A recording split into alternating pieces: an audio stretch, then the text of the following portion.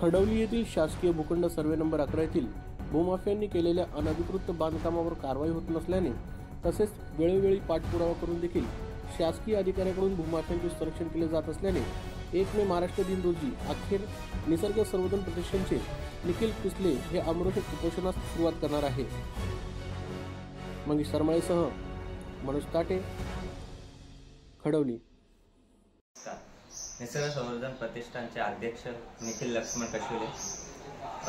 Survey number 11 या शासकीय भूखंडावर गेले 8 ते 10 वर्षापासून अनधिकृत बांधकाम होत आहे आणि निसर्ग संवर्धन प्रतिष्ठानकडून या प्रकरणाबद्दल गेली 8 वर्षापासून सततचा पाठपुरावा पत्रव्यवहार करूनही शासकीय अधिकाऱ्यांकडून यावर कुठल्याही प्रकारची कारवाई होत नसल्यामुळे आज आम्ही 1 मे 2025 म्हणजे महाराष्ट्र दिनी या दिवशी आम्ही आमरण उपोषणाचा निर्णय घेतला आहे।